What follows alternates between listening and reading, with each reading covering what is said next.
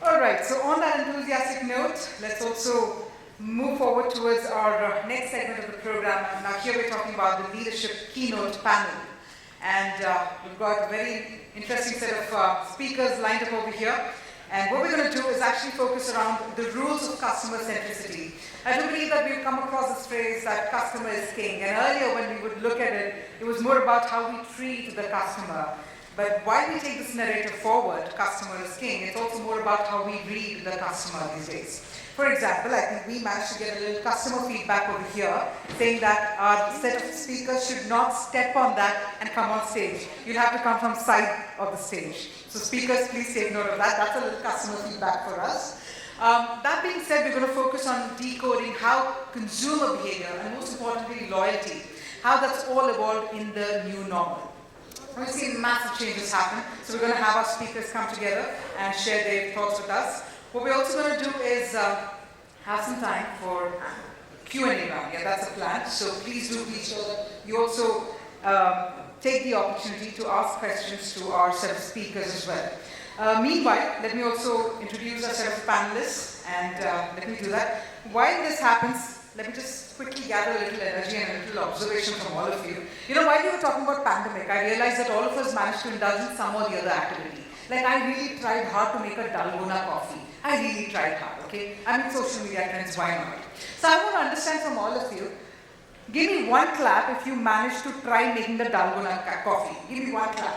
Anyone? Okay, I see very few people who tried. I see smiles. That means a couple of you have tried making the dalgona coffee. Give me 2 claps if you also upgraded your LinkedIn profile during the pandemic. Absolutely, there will be more claps there. But give me 3 claps if you also increase your internet bandwidth at home. Yes. Because before pandemic it was कि आपकी toothpaste में नमक है. But after pandemic it was कि आपके घर पे internet है. That's what it was, right? But give me 4 claps if you're all really excited to be here in person, catch up with each other. Give me 4 claps for that.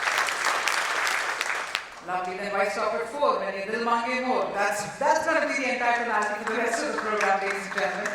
And that being said, let me also take the opportunity to introduce our session moderator for this fantastic session. We have none other than Gautam Srinivasan, who's a consulting editor with CNBC TV 18, and he will be spearheading the panel discussion, extracting all the insights from our speakers.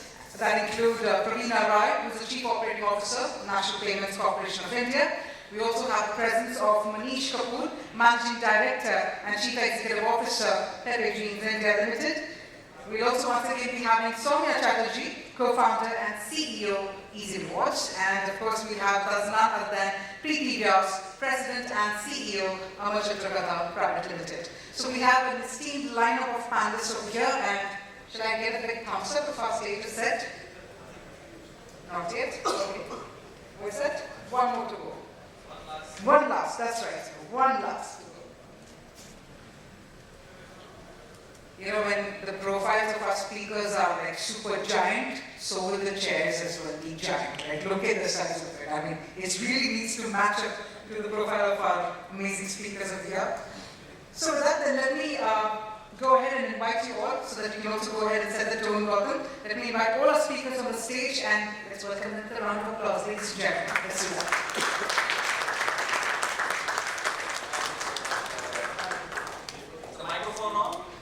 Should have been some background music as they brought up those sets, very powerfully like scene. Alright, we have our panelists coming in. Please take your seats. Just arranging everything just to make sure everything is fine. She'll be there. Everything for Preeti is here. Preeti is not coming. Alright. So we have a symbolic empty chair for the customer. We get the customer perspective from that chair. That's actually something which one of the bankers I spoke to earlier said that when they have these customer sessions, customer centricity sessions, they always keep one empty chair in the room, and they always think, what could go wrong from that customer's perspective?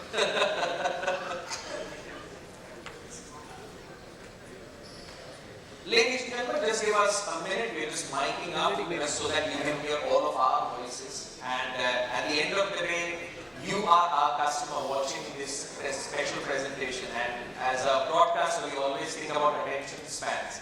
And we are, I think, close to 10:30, 10:40, and by 12 o'clock the attention span starts to kind of dissipate. So I want to make sure that we hit within the right time frame and get all of your attention focused, because this is promising to be a very interesting exchange of ideas. I spoke to some of the panelists earlier, and I can tell you there's lots more insights coming from. But officially, let me welcome all of you to the Customer Fest 2022 show. Thank you so much for being here. I'm very excited to see all of you face to face, and of course getting insights from our panelists, our esteemed panelists, on the new frontiers for customer centricity. And it's a very exciting time, right? At the end of the day, competition is fierce, channels of engagement have grown exponentially. So how all these players have managed to not just survive, but thrive and make sure that they don't just attract and retain customers, but they convert them into fans. That's the story of success which is going to be brought out from our panel here. And there's a saying which goes that if you provide bad service to your customers won't love you, but your competitors certainly will. So we're going to hear some lessons in excellence from our panel here to make sure how your customers you can manage the love with your customers. So let's begin this panel. We'll just have a short, say 40 to 45 minute discussion, then we'll leave for 10 minutes for the audience Q&A and get your views as well. So let's kick things off with Manish, maybe your thoughts. I mean, when we look at the sort of customer journey, right? Last 2-3 years, it has changed for the better and so fast. From purchase to, from discovery to purchase to after sales, everything has changed. And if I'm looking for a product, I'll go online and research it. I'll search for the platform to buy it. I'll see what are the best deals for it. If there's then I purchase the product. If there's a problem, I'll probably interact with the conversational chatbot and make sure that the return is happening. So many things have changed. So amid these changes, what are the key highlights according to you, and how companies have kind of synced up to these changes to make sure that CX is actually a value-driven outcome? Your first. See, basically, as in when I look at it, as in the typical consumer journeys that we were accustomed to in terms of saying discovery and then research and then as in deciding on the channel of purchase and then all those sort of things. Effectively, what has happened is that it's all in the minds now, as in the consumer is behaving very, very different. Today, as in all those channels are there in our minds. The consumer is not looking at it that I have to buy, as in discover from this channel and buy from another channel. It's more here and now. So I feel like buying today, I'll probably just go online and buy, as in do the research and buy online. Tomorrow I'm in a shopping center or in a high street. I feel like buying, I just go into a store, look at the product, do whatever research or whatever. As in, I might do the research within the store online, but then I might make the purchase online, or as in standing on the store, if I feel that I'm getting a better deal online, I'll make that purchase online. So I think from consumer perspective, it's all about, as in how I term it as hybrid shopping. So, and effectively, as in when I look at it, there's a research recently that was done, especially when I look at Gen Z, almost 36% of them today as in prefer this hybrid shopping. So there's no demarcation in terms of saying channels and online and offline. It's one single consumer who's looking at it in terms of you as a brand. What you need to ensure is whichever channel of engagement that he or she is engaging with, you should be able to deliver that same consumer experience, and then leave it to the consumer as to how he or she wants to buy from you, how she wants to make that transaction. And there again, it's not, when I look at consumers today, it's not about that single transaction. It's about the trust that you as in develop with that consumer. It's about that experience that you deliver and the cohesiveness in terms of the community that you build with them. So when I look at it, consumers today are actually looking at purpose-driven brands. They are not just looking at as in terms of those simple transactions, in terms of a sale or a purchase or a return. So that's how I think, and it's not a change that's happened in the last 3 years. I think it's been evolving over a period of time. Probably the last 3 years have just amplified those changes. Absolutely, and as you can see, Manish stays true to his brand. What are you, as they say in fashion, what are you wearing? So I'm wearing all Pepe, right from top to bottom. Probably not the shoes. All right, Preeti, coming to you, I mean, your brand, you've grown up on your considering all these changes which have happened over the past 2-3 years. You know, somebody once said that years worth of digital transformation, probably a decade has happened within the past 2-3 years. So how has Amar Chitra changed in this small period, and how have you synced up with these various developments? Right. So it's on, right? Yes. Yeah. If you can speak a bit louder, maybe folks in the back could hear you. Sure. So we are a very unique company. We are the nation's favorite storytellers, as we like to say, call ourselves. And it's a 55-year-old company, very print-heavy business. We were primarily selling, we had a small digital business, but it was an afterthought. You know, it was like, you need to have it, so it's there. And the pandemic changed everything, because at the start of the pandemic, we ran a campaign where we offered 21 days free access to our app, where we put out all our content. So the apps existed already before the pandemic. We had about 75,000 users only. But we knew kids were going to be stuck at home, and there was a response that we need to do something. So let's just, honestly speaking, it wasn't a well thought out marketing strategy. It was more of, let's do something for the children, because we're all parents and we know that kids are going to be bored out of their brains. So we gave this 21-day free access, and the numbers just went through the roof. In about 3 weeks' time, we acquired 500,000 new customers on our digital apps. And it was like watching a cricket score. It was so exciting. But the challenge was, of course, that would all these freeloaders stay? How do we get them to stay? How do we convert them to be paid customers? How do we give them an experience which will make them want to come back? It was a mix of, for us it's always, like I was telling you before when we spoke, our audience is a mix of the nostalgia crowd. So there is a big nostalgia element, people in their 30s, 40s, 50s who grew up on Katha and Tinkle and have this deep love for the brand, who are just delighted to find the digital experience with that content. And then you have the children, today's generation, who's actually our TG. That is the consumer, but the customer is again the parent, so you've got to target the customer, but make sure that the child is consuming, the child is engaged. So all of these challenges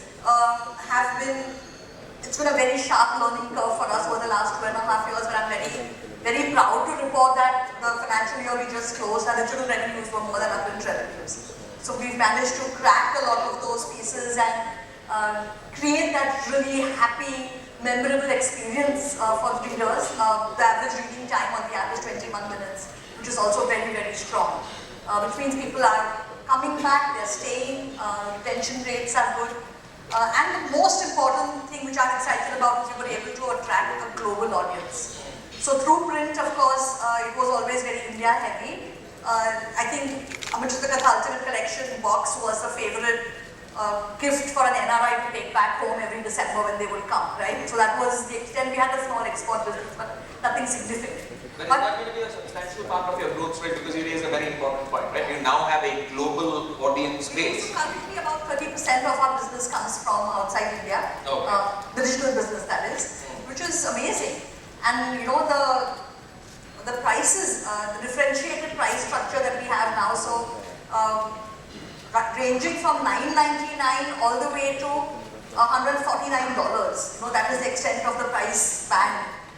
Being able to sharply position who's looking for what and give them exactly that offering. Absolutely. That's been a very interesting journey for us. You could probably be the envy of OTT players, because they also face the same conflict between AVOD and SVOD. And when I checked out some of the deals, right, $9.99 for a lifetime subscription, I don't think you can get a better deal than that. That's right. $9.99 for Tinkle is what we were offering, but it was a March offer. So it's a March offer, so that's expired, isn't it? Maybe we could work something out. But great points coming in from a use case perspective. Pepe, jeans, Amar Chitra Katha. Let me come to you, Soumya, from an Easyrewardz perspective. Right? We are discussing rules of customer centricity and decoding how consumer behavior and loyalty have sort of evolved. From that perspective, all these changes which have come about through the entire consumer journey, in your opinion, what have been the key highlights in terms of businesses syncing up with all those changes? So I think, as Manish was talking about this, there has been acceleration in the last decade. We have seen brands trying to fight and then adopt and embrace e-tail or online, right? And I think what's also evolving on the side, and we keep talking about this as technology folks that India skipped certain evolutions, right? And everybody talks about how we didn't see pages in India, we sort of jumped ahead to adopt it, right? And I think what we are not talking about, but we are realizing that we are now also sort of jumping from online to more chat, more social, because we love to talk, we love to chat, we are more expressive when we're talking. And I think that's what we realized. We realized the fact that there is a generation of customers who have not experienced online.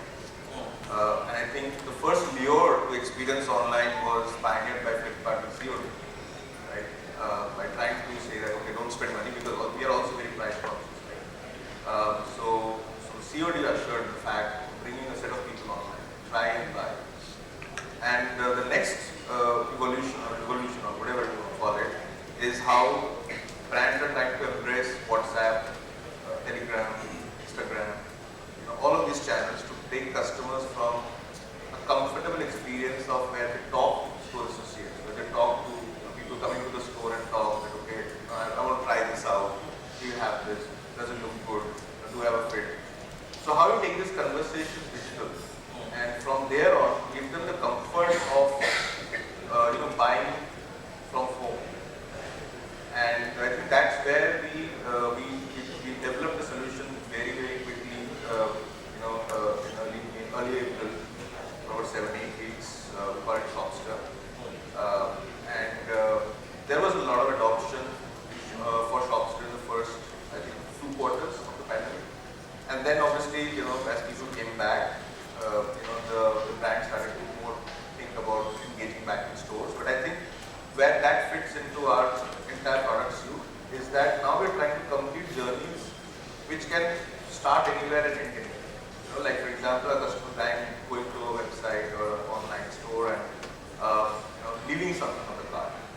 So we catch that and we try to see that is that inventory available in any of the local stores. And then we put it through Shopster. We sort of give a pop to the store associate that Gautam was there browsing and he's in car and he's 2 kilometers from the store and this is the link. So the store associate can then sort of send it out saying that, hi Gautam, calling to the car store of Pepe and we have this merchandise available. Would you want us to send it to you? Try it. And if you do, then I will send you a Stripe link to complete your payment. And I would say some brands have gone even forward. One of the pizza makers I spoke to in an earlier panel discussion, they said that if you are browsing, we know that this is the pizza you're going to go for. So we've already placed the order with them in expectation that you are going to order that pizza. That's how we make that condition. That borders on minority reports are one thing. They're detecting crime, they're detecting food. So, but we can go there as well. But that's what I'm trying to say, that I think what we are working with brands for is to see how we complete journeys. Not limited to one channel, not limited to one mode, right? I think brands are coming out of that mindset of, that this, as Manish was saying, that, and as people also view brands, that they don't see it as an online store, offline store, as a WhatsApp, they're just seeing the brand, right? And they want to be, and they also don't see, they don't also perceive their behavior change as such. So, and I know a lot of people who have the same experience online, right? I mean, they sort of, when we go to a store, we take out 5 things to a trial room and then we try like one or two, right? Similarly, people order 5, 10, 15 different sets. COD, right? And then you get and you try and you give back. It's the same experience. So they don't behave differently, they're buying online or offline. So I think brands also are adopting to the same concept. To see the customers not as different customers. They're just making a choice. And we are going with them with the flow to enable that to happen. Connecting it all together. So say like that's the theme of this, the connected CRM, where you are not seeing a customer in isolation, when you're not seeing a habit in this. Alright, the customer is a sort of a mini enterprise project for the entire enterprise. And it's not, and when we talk about payments, right, it's not just COD. Now it's buy now, pay later, buy online, pay in store, the whole range of options which are open. And speaking of payments, I have the best representative in the business to talk about it. Praveena, when we look at it from this digital revolution which has happened, of course, we are going to talk about payments because there's been a massive payments revolution as well. And it's not just an urban phenomenon, it's spread into a rural phenomenon as well. And considering this, I think 73% of contactless payments are happening. I think that's the last statistic I did. I'm sure you will be more updated on that. And it's spread across from urban to rural areas as well. Question is, how do you sort of harmonize CX when this happens? Because once the floodgates are open, brands need to think, I'm going to be spread across different areas, different geographies. Your thoughts on that? How do you kind of harmonize CX between tier 1, tier 2 metro cities and tier 3, tier 4 towns and rural areas? You know, how does that happen? Great, yeah. So, first, great to be here. I do 4 claps for being here in person. And I always love these customer-focused conversation, because while it's great to be with co-payment professionals or bankers or sort of the industry, it's great to be here across industries, talking about the customer. And all power to everybody here, including I hope Amar, Chitra, Katha, which we think of as a heritage to be protected, right? So it's so lovely to hear the story. Thank you for that. So from the perspective of digital payments, and it's been a great time with adoption really kicking in. What we do is we provide the rails, and actually let me not use the word rails. If you look at an example of a good roadway, the roadway needs to take the pedestrian, it needs to have something for the cyclist, it needs to have something for the car, the sedans, it needs to allow SUVs, and there would be roadways where it needs to accommodate the large lorries and so on and so forth. So our job is really to design the roadways and then leave it to the industry to create whatever vehicle that they need to be running on it. So designing this roadway infrastructure in a way that we call context free. So you don't really micro design for the last mile experience, but you create all the possibilities. You try to think through all the scenarios, all the consumers or customers that you're designing for, and provide all the options in such a way that industry players can come and build innovative solutions. So to give you an example, UPI, and I hope all of you are UPI users. It's a great product and it works on the smartphone, and it's sort of been nagging us that an entire swath of consumers who don't use smartphones are being deprived of what's a great user experience. So now there is an opportunity. There are APIs that have been built so that the same experience can be transported on a smartphone, on a regular feature phone as well. So the point is to keep opening up those options. How we authorize a transaction today, a payment transaction, you could put an OTP or you could put a PIN, but are there other options that can be provided over that? And how does that get built into the code in such a way that then it's for industry to pick and choose as they please, and build for various customer sets. You want to build for a segment of one, you want to build for a rural population, you want to build for a elite, sophisticated population. All those options are there. All right, but with that razor sharp focus on customer centricity, the question is, if you focus for, say, a user who you feel might not be well versed, that it's going to be easily replicable for metro city users, and it could possibly have global applications, right? Because if you build it for India with such a diverse demographic, it could be used anywhere. So that focus, is that what you would call that razor sharp focus on customer centricity, which made sure that this payments revolution which has happened has succeeded versus earlier? Absolutely. Because it is citizen scale infrastructure, right? So it's got to work for 1 billion people. So how you really bear it down and make it as simple and easy as possible. Keeping a lot of complexity in the back end, right? That's the whole beauty of a great simple experience, that it actually hides a lot of complexity in the back end.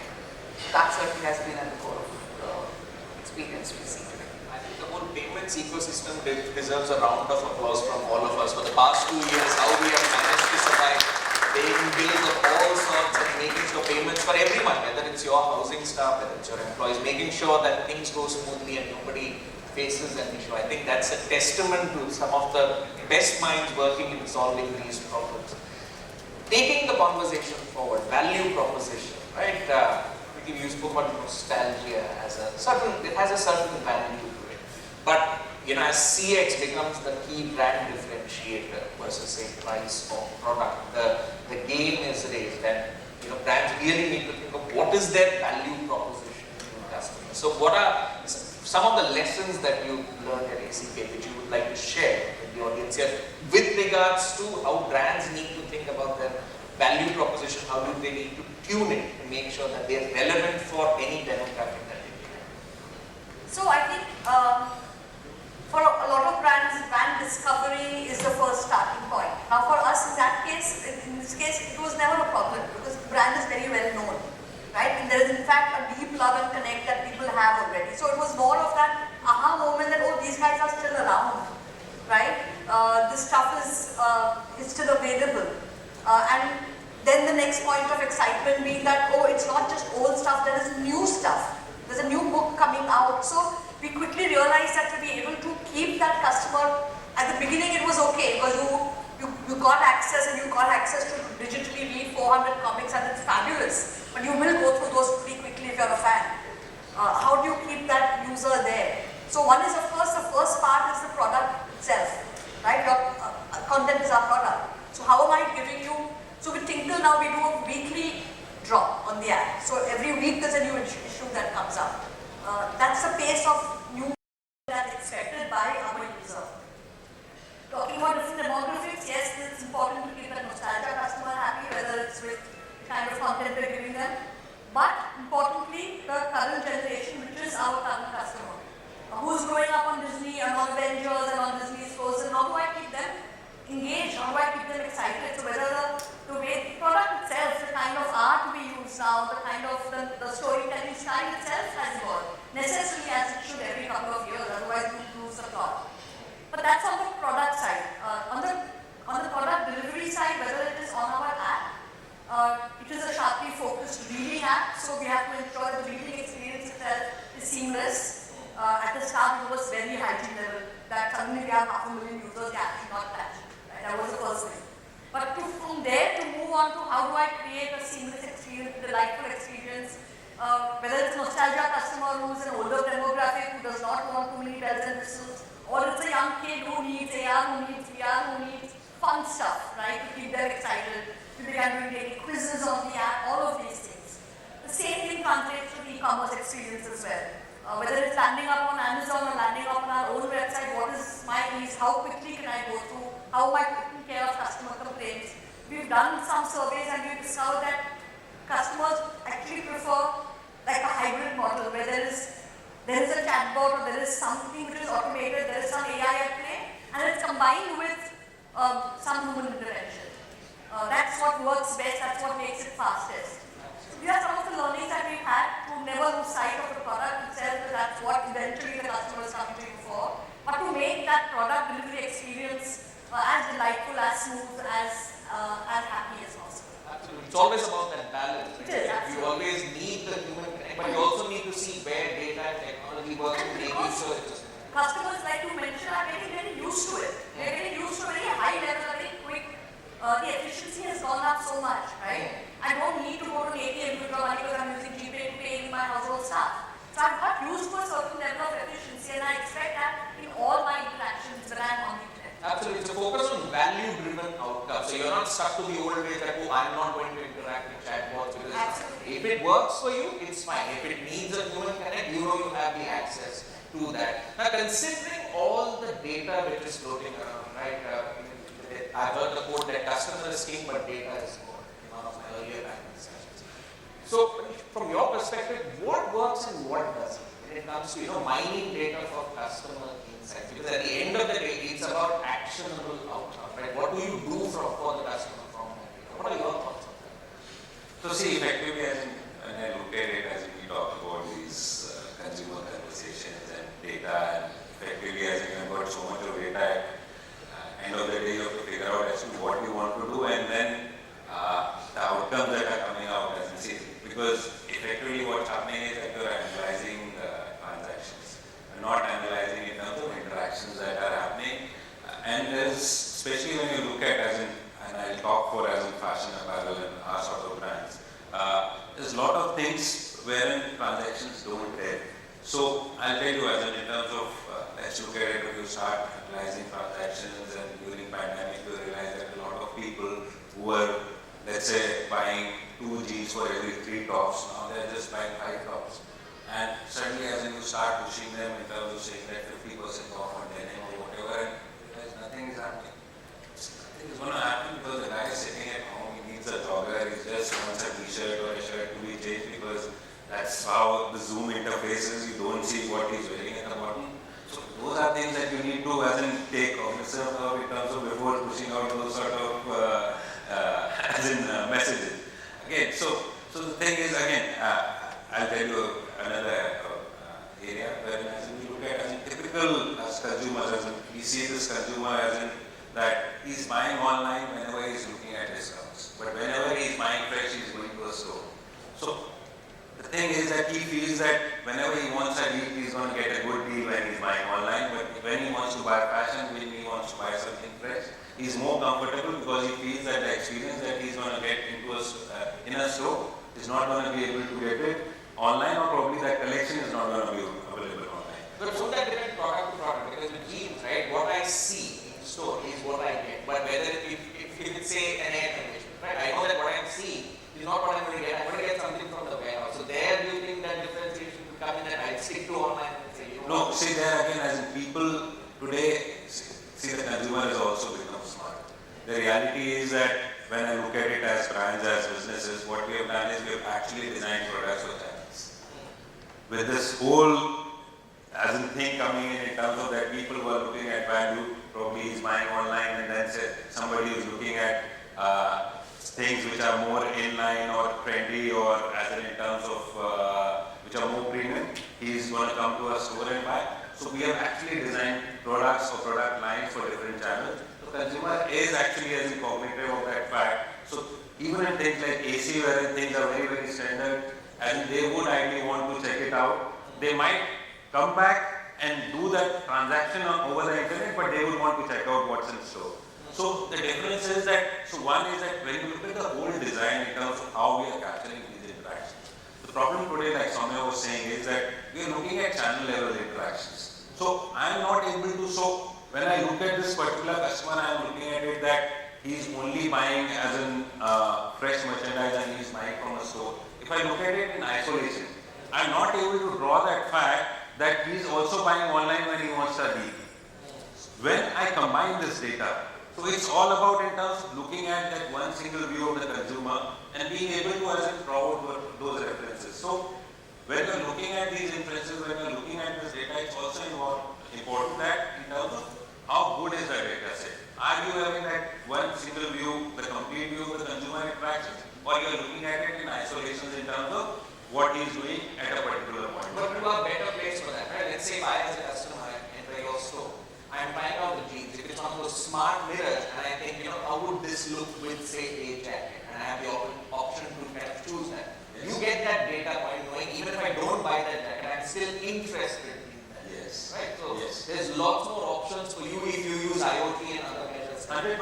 So see, in fact, what Soumya was saying, my idea is that effectively I should be able to have an integrated system where Soumya, as in drops of three products in a cart and drops into a store, the store manager should be able to say, hi sir, these are the 3 products that you had in your cart, would you like to buy them now or try them now? So I think that's where the activity where we want to reach. We are taking baby steps. If I look at it as in there are systems and processes which are working in isolation, we have to get to that stage where we are able to establish those as in single view of consumers, where we are able to look at the data in as in still it would never be complete because there are a lot of conversations as in which transactions won't get, but you would probably be better off in terms of taking a lot of this. That's why they call it the single source of truth. Now, Soumya, these are great when it comes to investments, right? It's a great vision. These are the things we will do. It appears like magic. The question is, the person sitting at the head of the table is going to look at it and say, what is the ROI?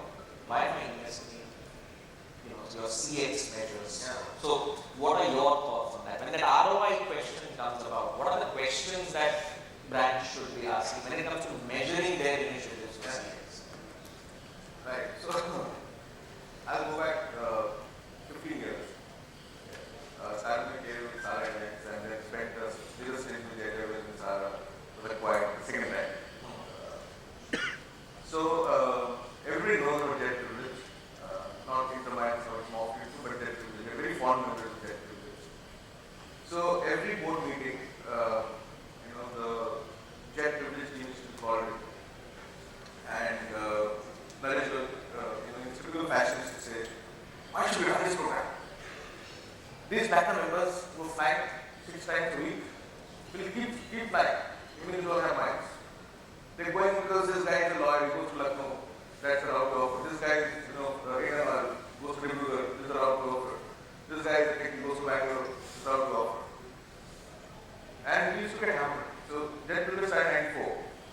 So, by the time it was 2003, we started coming out with formulas.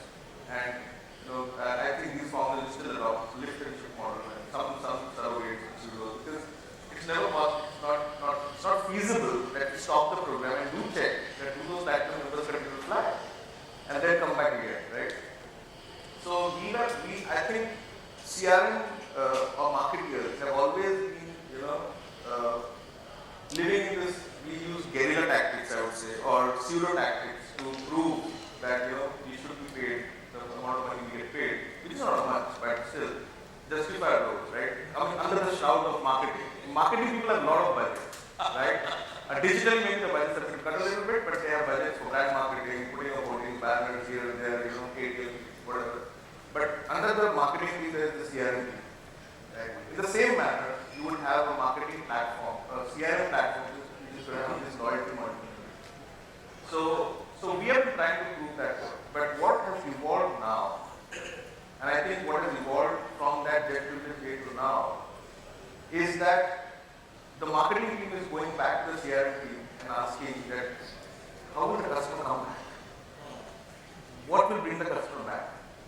So as I was saying earlier when I was talking about Zens, so initially it used to be this transactional thing, right? Give him some points, give him a voucher, ask, see if he's coming back, give him something more. But it's the same as discounts, For a high discount, there is always a higher discount. For the highest discount, there is also a higher discount, right? In the same manner, if you try to make a transaction, it's always going to be one more voucher, one more, right? So I think the ROI will truly come, and I think Manish and I sort of rhyme on this, when you understand who is your customer. Whom are you actually building for? Whom you want to build for, right? You might have 1 million people buying from you, but your customer might be 100,000 only, right? And I think this is something which we talk about payments also. We have been talking about the mobile generation. There are 400 million smartphones, right? It might actually also include the guy who has 11 SIMs, right? Or the guy who has 6 SIMs. So the true smartphone owner might actually be 100 million. But the people who are sponsoring the commerce landscape are only 30 million, 40 million, right? So when a e-com brand goes live or a brand goes live, they are catering to a subset of the 30 million. They are not catering to 300 million, right? So the first thing that starts with ROI is to understand whom you are building for, who is buying for. Then you start to see how you make them buy more, what more needs you can fulfill, right? So if you Pepe, for example, right? It might be into casual clothing, but it is casual also in a lot of flavors. There is weekend casual, there is vacation casual, there is daytime casual. Actually taking notes. No, it is. And so you want to basically fill the wardrobe more, but you don't want to push it with a discount. You want to push it through content. You want to push it through engagement. More organic. More organic, right? And then ROI typically comes from various ways. First, ROI is rationalization of the communication spend. Right? Why do we send millions of messages and get hundreds of responses? Why can't we send thousands of messages and get hundreds of responses? That's something I want to ask many of the brands who I interact with. Yeah. My Some of them boss are is also my scary. brand fine, but I don't know. Because there's also the FOMO which you operate under, right? Fair point. But you raise a very interesting point also about this 30 to 300 million discrepancy, right? It's also about discovering customers who don't exist in traditional channels of communication. Praveena, I want to get your thoughts on this. How do you discover and engage with customers who don't exist in these traditional channels of communication? How do you go about it from your experience in PCI? What would you say to that? So I think the most interesting piece of data that we want to know of our research is that the number one way that people came to know about UPI is word of mouth. Right? So you just build a great product and have a great experience around it, and then people tell each other because they are so excited about what they have experienced. So there could be somebody in Mumbai making a payment, and this person has family back in Kapoor.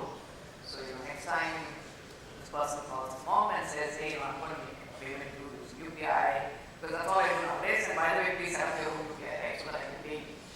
And mom's like, "Okay, what is this?" And she's then figuring out how to set UPI out. And next thing you know, she's making her vegetable payments using UPI, and so the whole word of mouth is something that is extremely powerful. When your core product is really great. And from a function perspective, because I spoke to some of the loans players, they said that this precisely this question of addressing discovery of customers is being solved by the payment providers, because even if you don't have, say, an Amar or a PAN card, through your payments you can generate a sort of a credit history and then provide services or microservices. So in a way, it's very through the payments. Yeah, so in a way, payment becomes a starting point for so much more that can be done around it. But beyond this, I think we focus on brand. We spoke about this brand budgets and so on, but I think it's not so much how much you spend on the brand, but the simplicity of the brand. And for example, when you make a payment, the simple thing that you hear, that today tells a retailer that the payment is successful, is important, right? That's a sonic brand, or if you just say Rupee accepted here or UPI accepted here, that tells the customer that okay, even if I don't have cash in my pocket, I'm okay for my transaction. So I think this branding in a very subtle way, is critical and it's important, and we need to get it right. We shouldn't overdo it, then it confuses the customer. A lot of people believe that they need to have a specific payment app. You need to have the same app. I need to say I have the same app and I need a payment. But only when UPI started appearing in all the apps that people understand that, hey, as long as I'm on UPI, it doesn't matter. I can use any app, I can use my bank's app, I can use any payment app. So that core simple branding is also critical, and that's an important learning that we have here. And payment is ultimately not a product in isolation. Right? Payment needs to be made for a purchase of good or service, whether it's a comic book or a pair of jeans. So really, it is also being visible at that point of truth. So when the customer finishes the purchase and needs to make a payment, the customer needs to know that okay, these are my options, and so is then triggered to go down the path that they want to. And when this happens continuously, then it's reinforcing, getting reinforced. I go to any online sort of requirement, to use this payment, then I go to any shop, large shop, small shop, I can now make a UPI payment, even to my driver, and that becomes a big movement of truth. Right? And then it sort of works on itself. But from a brand perspective, how do you sort of align your resources, align the brand vision to make sure that the brand experience connects with the customer experience? What are your thoughts? Because we you solve the, let's say, last mile problem, but it's also the fact that, if you're an umbrella of brands under one single brand, you also need to look at, okay, how do we all work together to make sure that we're taking advantage? So, like I went back to the roadway example. Right. There are rules by which you need to operate on road. There is, you put stop signal and etc. So we have rules by which the payment system operates. And all the innovative players who provide these solutions on the payment rails need to abide by those rules. So that's how sanity exists, and that's how maintain same discipline, as you would say. I think almost 40 minutes now, so a quick rapid fire round of questions before we go to the audience. Speaking of discipline, Soumya, I mean, you spoke about, you don't want to send 1,000 messages to the customer, you need to be focused and have that relevant message being sent. So, considering these excess of features and excess of rebates and the customer getting fatigued with that experience, potentially with the brand, how do companies maintain that discipline? What are some words of advice that you would share? So I think first is to obviously have a bit of longevity, in terms of not reaching out to the customer for certain period of time. Like we call it a toll gate or some sort of a bad 3 times a month, maybe 5 times a month, if you have something to say. Also reach out to the customer when you have to say something relevant but different. Can't keep having the same message over and over. Try to detect his favorite mode of communication, where he's reacting, right? Not sending it all over the place, right? If he's on WhatsApp, send on WhatsApp. Choose the communication. Also, very important, I think, is to understand where you fit in his life, right? I mean, what kind of relevance is it? So I keep pointing to the relevance factor rather than the contextual, because contextualization is how you decide. Relevance is how you decide on behalf of others. We try to detect that where you fit in his life cycle, right? Are you upstream, downstream, something? And try to detect or know more. So we have been deploying survey tools, more feedback tools, more. And I know the data is still not there. Only 11%, 12% share the feedback. But we try to know more. We talk to brands and don't just talk about the shopping experience, right? Try to think, try to ask questions around what do you like to do, what's your interest, what's your typical, and try to pop it up at different points. And on the website, on WhatsApp, when you come to your store, collect as much data as possible to know where you stand. And hence you tailor the communication part, right? And the last thing is, don't try to fix something that already works. So if a customer is coming back, don't talk about the fact that you can just tell that we have fresh fashion stores, come. No. Keep it simple, right? These principles always remain the same, right? Keep it simple and make sure there is a human factor. And speaking of human factor, creating empathy at scale, and when you are, say, a small player, it's easier to have that connect. The question is, when you go from, say, being a startup to a unicorn to a decacorn, and you grow big exponentially in a short span of time, you still need that human connect, because that's what made you as a brand. So how do you create empathy at scale? What's your thought? We aren't at that scale yet, so I think we haven't encountered it to that extent. But when you think about this, when you grow big, when you so I think it's 2 parts. I think empathy, one is the cognitive part of empathy, right? So understanding my customer, understanding what makes them tick, what they're looking for, what are their pain points. That's the cognitive part, that's the understanding part. Then you get into the active part of empathy. What am I going to do about it, right? And how am I going to actually build that customer's journey so that at every touch point there is a way, whether it's technology enabled, whether it's human enabled, what are the points I can actually make that journey easier and also bring in that factor of delight. And I think this mass level, from the content game, I can say that now with what the unbelievable experience that the metaverse is going to offer, right? It's going to take it to a new level, right? My ability to engage with my customer, my ability to build the brand resonance and build all those things, it's going to be at a different level altogether. So I think the answer to your question lies in technology, lies in AR, lies in VR, lies in using all the possible means available to remove problems, so to be that Vignahata who gets the problems out of the way, and to create that experience that makes it wow. Alright, can you your thoughts on that? Because we are also in the midst of some D2C revolution, right? We've gone from that marketplace model, which is still there, but more brands are becoming more confident of going D2C. How do you see that reshaping the CX landscape? See, effectively, as I look at it, a lot of businesses were, even before the whole D2C so-called coinage came around as the word D2C. It's more about in terms of, are you getting that feedback from the consumer directly, or is it coming through an intermediary, and how soon are you able to react to it? I think that's where the whole beauty lies. I think whether it's B2B, B2C, whatever you call it, I think the reality is that how soon are you able to react to your consumer needs? How are you able to basically see and judge your consumer? Are you ahead of the curve, or are you waiting for reactions? So I think that's where the whole thing lies.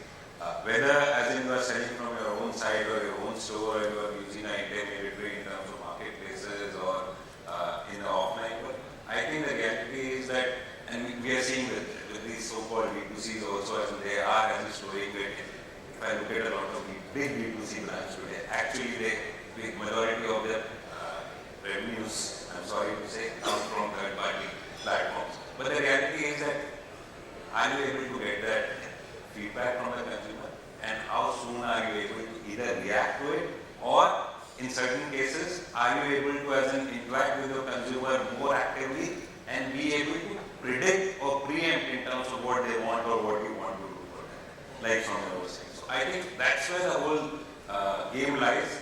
I don't see that as in terms of the difference is going to lie because you have a particular mode of business. I think the difference is going to be in terms of how consumer-centric you are, how are you being able to be ahead of the curve in terms of preempting consumer needs or reacting to consumer as in actions. Alright, we I just wanted to share a very small example of what you just mentioned, that we discovered that there was a fan group. So through one of our app users, we discovered that there's actually a fan group of ACK fans in Nepal who are interested in reading in Nepalese language. We've never had ACKs in Nepalese. And this entire interaction over 2 weeks has enabled us to now translate to Nepalese and make it available because there is a dedicated group of customers who are willing to pre-order. Right? So all this was not possible without that ability to listen, what you're saying, to preempt the customer's need.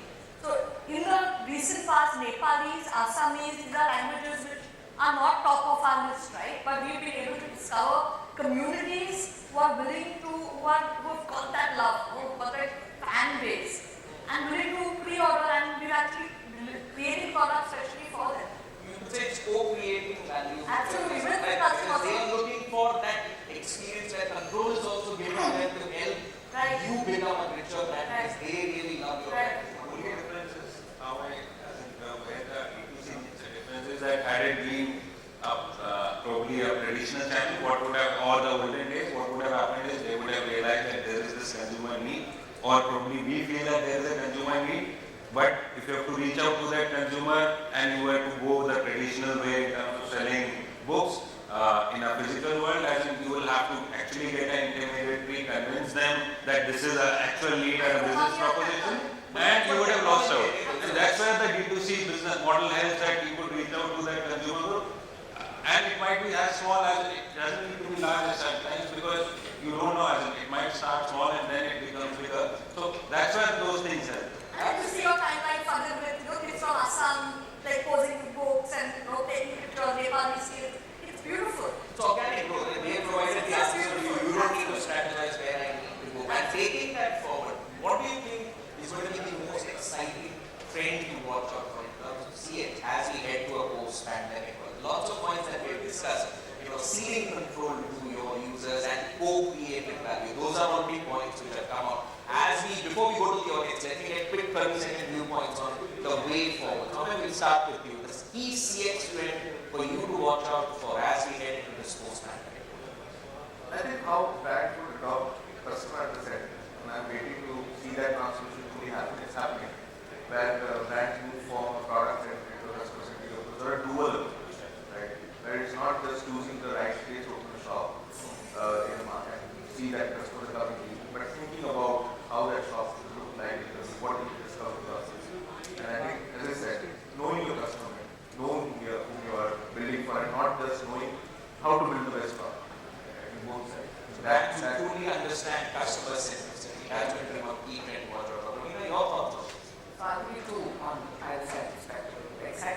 going to be around, we mentioned it before, IoT, being able to handle invisible payments. So I think there's a lot more that can be done to take payments there, making payment with your watch, your fridge ordering its own milk, etc., etc. But watch out will be around this entire space of data protection, consent. Because everything we're talking about here as we move forward from a customer experience marketing business standpoint is based on data. What can I do with the customer's data? I know what the customer wants here, there, shopping cart, and I'm going to put all this together.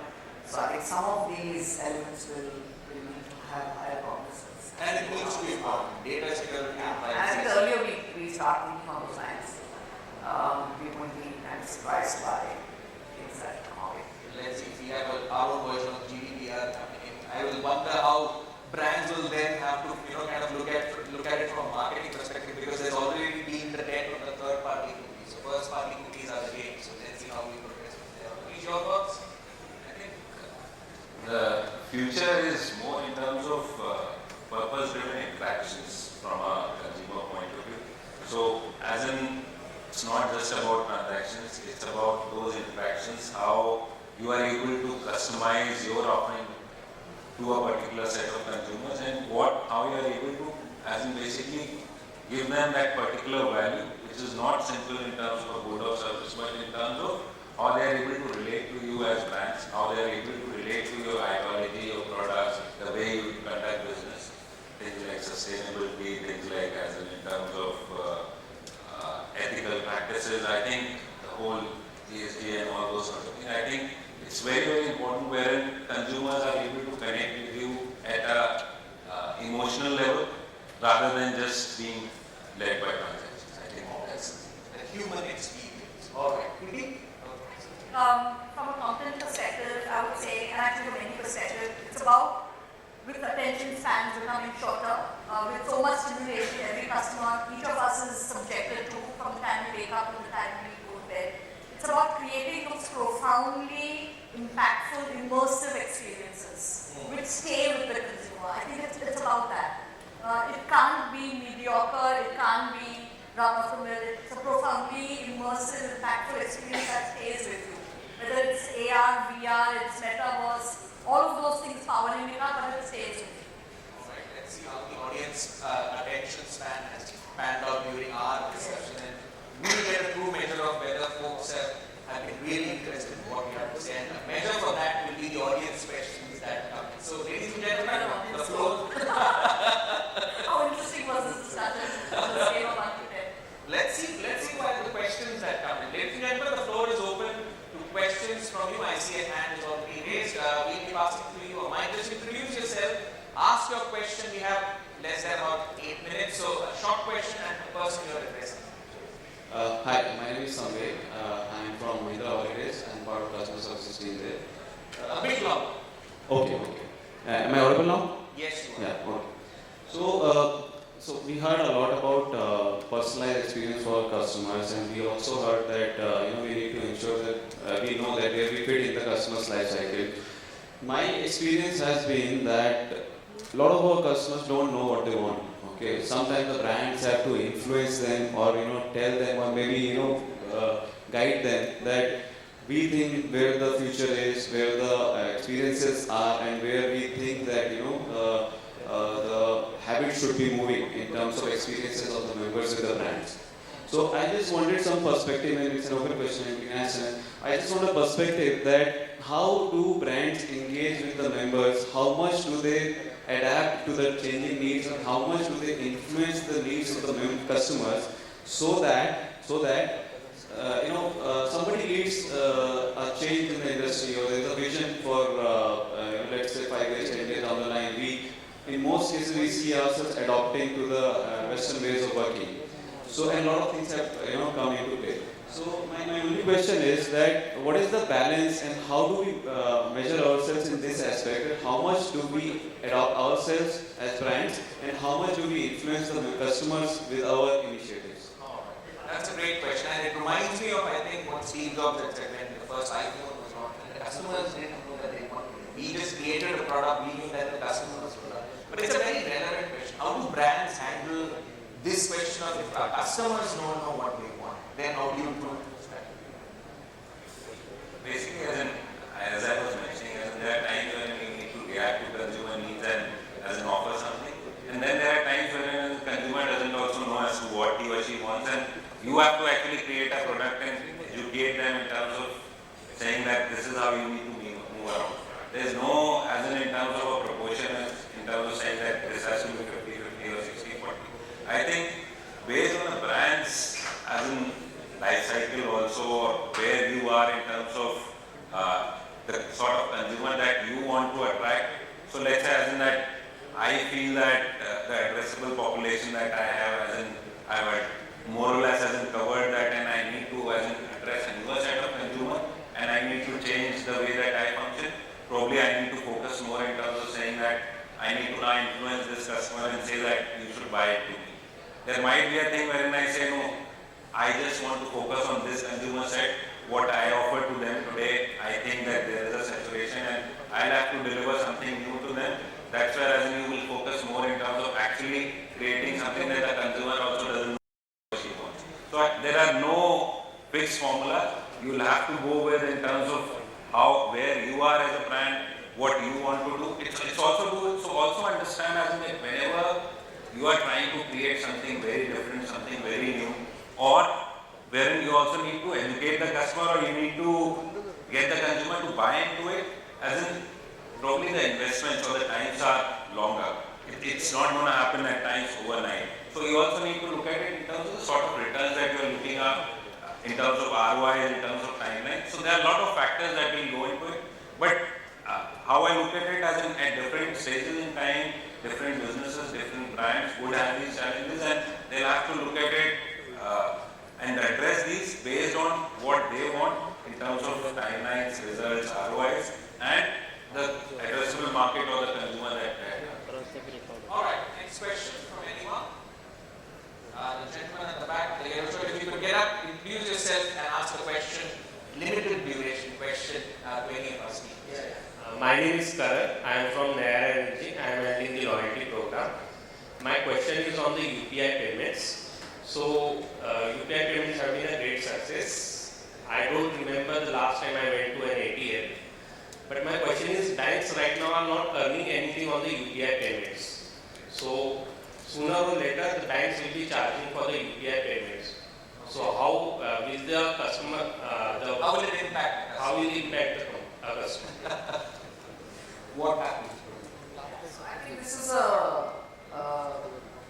between customer experience getting created and the value the customer gains and seeks. You know, this price point is always a middle ground, right? I mean, pricing is an never-ending discussion overall. So the banks have different mechanisms of how they have a relationship value with the customer. So that's from a banking standpoint. From the customer standpoint, it is very important, and we spoke of citizen scale, it's very important that customers experience the benefit of digital payments. And in the early days, that's the critical component that we solve for. You know, ultimately, I think value will play a role, and everywhere customers willing to pay where they find value. Who is the customer? Who benefits? You know, sometimes it's the merchant in the case of payments. Sometimes it's a customer, for a premium customer, there is not a charge. So I think there are many moving parts to this dynamic. There's no single answer, but ultimately it will come down to where is the value being created and who really benefits in a particular proposition. Alright, next question. The gentleman in front, and then we'll come to the lady on this side. Alright, we'll start. Yes. So I'm Ravi. So the question is, talking about online. So, it is basically, if you look into it, that online is becoming the Costco of the world. Discount, seeking anything which you want, you go ahead and do online. So, it is a perception, I want cheaper deal, I'll go online. How does it translate into your D2C business? Because, D2C, when you're going directly to the customer, you're fresh products and everything, so what will be the strategy which you build? And the second question is on the data part. So data has two aspects, as Now what I'm saying is that there is an element of privacy. If somebody is adding something in the cart and the store guy knows about it, I'm taken aback. Hey, how do you know so much about me? So how do you take care of that? How do you, strategize on that portion of taking care of that portion? As in two parts, so in terms of the whole bit, in terms of online B2C experience, so see, I think one big change that has happened, especially in the last 2.5 years, and we are looking at it in terms of parameters like discounting and other things. There is a consumer, so understand that basically discounts or whatever that were offered online were primarily in terms of changing habits. It was not in terms of just in terms of to give things cheaper to consumer. It was basically as if people was happy shopping offline, and we wanted, as in brands or platforms, wanted them to experience this new way of shopping. And we needed a carrot for it, and discounts was the easiest thing. We see a big change in terms of last 2.5 to 3 years, wherein people are shopping online for convenience. People are shopping, if I look at it as in, I think both in terms of a particular event that happened last year, 49% of our sales during that event came from tier 3 and tier 4 cities. For a brand like Pepe, that's something that we could never think of. We are reaching out to a newer set of consumers, so that's convenience, that's also in terms of reach, where you could not reach physically, so that's changing. And again, when I look at that, there is that huge consumer base which was not exposed to the brand, which was not, or is today buying at convenience. So for them, the whole assortment is available, but at the same time, there is a consumer who is a value seeker, we have something for them also. There is also this thing where the consumer feels that since I am buying online, I should get something extra. So we have something for them also. So that's how the whole strategy is evolving as in terms of, and I talk around as in brands and businesses, that's how the whole strategy is evolving, that as in you are not effectively as in putting special focus on a particular channel and saying that okay, because this customer is buying from this channel, I will give him a discount. What you want, and that's something that's there, so you have an outlet store even in an offline format, you could go there and shop, so that's getting simplified there. When I look at the whole data piece as in terms of data privacy and other things, I think today we are in a scenario where we are taking consents from consumers in terms of what, as in how we could utilize their data, and again when I look at their data, as in it's not much of as in terms of any privileged information that's available to us. And that's again, all that data is secure. Probably future on, as in if there are laws or something like as in what happens in Europe or some of the other developed countries would come in, and we'll have to look at it differently. But very clearly, as in how we would always look at it is that as in I would never have any data about the customer that would harm the customer or that would potentially harm the customer. So I'm not going to have in terms of his credit card details which are readily accessible or any of those things. See, it's like as in terms of a lot of my store guys know the consumer by name, they know where he or she stays, and they also know in terms of what style of denim or t-shirt they like. So that's more of a, as in social level sort of an interaction that exists even offline today, which we are probably trying to as in digitize or take it into a mass scale. That's the only thing that we are doing. I think we are not interfering with any privacy laws or anything from a consumer perspective. All right, the final question from Hi. My name is Dr. Chitra, and I'm CRM for Hero Motorcar, the two-wheeler company. You can speak a bit loudly. Oh yes, I can speak without a mic also pretty loudly, but okay. So this is a very interesting session, and Soumya, I'm really tempted to ask you a question, but if I have to outweigh it between you and Preeti, as the mom supersedes, the professional over here, and this one's for you, Preeti. I think for every mom and dad sitting over here, how do you elicit interest among children in this age of Netflix, Disney, and the likes in terms of contemporizing data, should I say the comics? And while as a parent, we would be always incentivize children for reading and stuff like that, but I'm a nostalgic customer of yours, and I so much love the Amar, Chitra, Katha, and but somewhere what is Amar Chitra Katha doing to elicit interest that has a natural pull rather than parents pushing them? So what do you do? The pull factor. The pull factor is I want to know. So of course it's a combination of. Is the mic on for slight technical issues? That's something broadcasting will never get rid of. So in terms of customer experience, we still have a few moving parts to this, but I believe we have. Yeah. Yes, please go ahead. So customers have actually helped us tremendously in this journey as well. I'll give you an example. During the pandemic again, we've heard of parents who've been using a screencasting app to cast Amar Chitra Katha onto a large TV screen. So you're not reading off a phone, you're reading on the screen, and the entire family in a post-lunch ritual would be one ACK copying every day together. Right? So that is beautiful, because that's a way to share that story, and lessons of life happen in the conversation after you finish reading that 20-minute story. What are we doing to get kids interested? We are doing two things. One is on the product side itself. I think I mentioned earlier the kind of stories we are talking about, the themes we are choosing, the way we are choosing. If you open any of the new Amar Chitra Kathas or the new tinkles which have been released in the last, even the last 12 months, you will see the entire style is very different. The paneling, the way it's done is different, the art is different, the narration style is different. That appeals to today's kids. That's one part of it. The product itself has evolved. And second is the way we are engaging with children. A whole lot of workshops, a whole lot of, whether it's online, whether it's at schools, through social media. So we have kids cosplay, kids dressing up as different characters from Indian history and talking about stories. So we're trying to get kids really interested in stories. Ultimately, it's a journey that the parent and the publisher and the teacher and the principal, we're all in this together to get children to read. And the one simple recommendation, request, advice to all parents is a simple line: please read yourself. Because when your child sees you reading, they'll pick up a book. But we expect to be on the phone ourselves and want our kids to go read a book.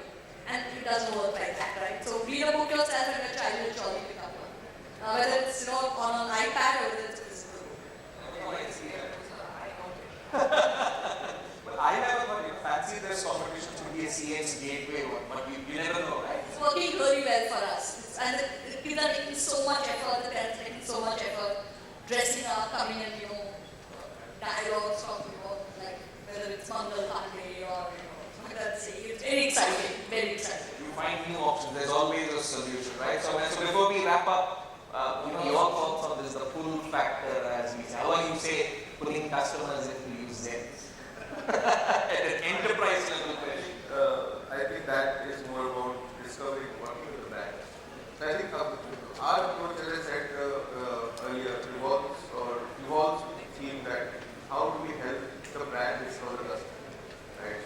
So we don't want to engage our business or partnership where we don't see it to be evolving over time, right? So I think the big thing, and I think I want to close it all with this note that don't be a data business. I think when we have a tendency to overuse and abuse concepts and technologies. So I think we should not be a data business. We should not always rely on what the data is saying. Right? We should have our focus first, because it's like a magic mirror. You want to see, the data will always show you what you want to see, right? So I think you first discover what you want to understand. You first discover what you want to get. And then data can be a guide. But data is also something which will help you or misguide you. So first you have to have that thing, but don't be data. Alright, on that note, don't be a data prisoner, let data be your guide. That's how we sum up this discussion on rules of customer centricity, and of course the new normal when it comes to customer behavior and loyalty. Well, we have found many points to think about when it comes to decoding, and I'd like to thank all of the panelists here for sharing with us some wonderful insights. A loud round of applause for our panelists, and I'd like to invite our host to take it forward. Thank you so much, Gautam. Can we also have a louder round of applause for Gautam for being such a fantastic moderator. You know, it's the right questions that get the right answers, so I must thank you. What an engaging start. And on that note, what I'm going to also request you to do is please present these wonderful mementos to your fellow panelists, Gautam. So I'm going to request you to please do the honors.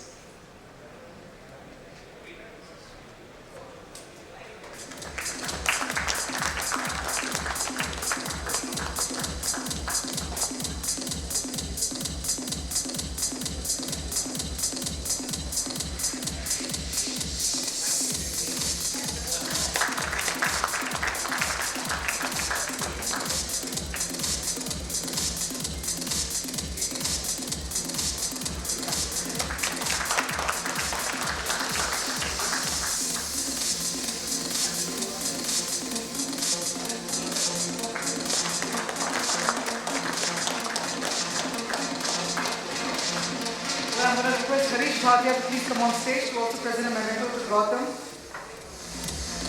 Well, Gautam, it's also your turn to receive the memento as well, after doing the honors.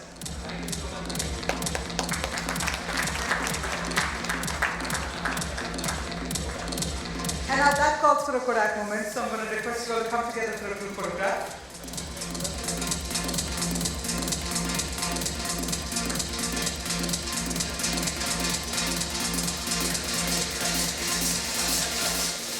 Thank you once again to all of our panelists. Thank you so much. And it's such a delight because I get to actually catch up on all their updates on LinkedIn or probably on Zoom. And it's actually nice to see them here in person and gather audience size here. Thank you so much again. Thank you for this. On that note, ladies and gentlemen, I think we've all taken a good look at the agenda. It's time for a quick break. What we're going to do is take an exactly 15 minutes of tea coffee break. I'm going to request you all to proceed to the pre-function area.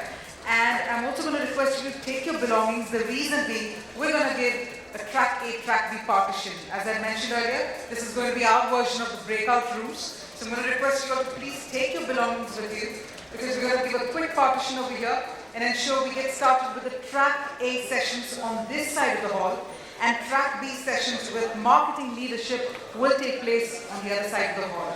So please choose your tracks, choose your topics, and come back exactly in 15 minutes. And please enjoy your tea, coffee, and conversations as well. The tea and coffee is being served in the pre-function area.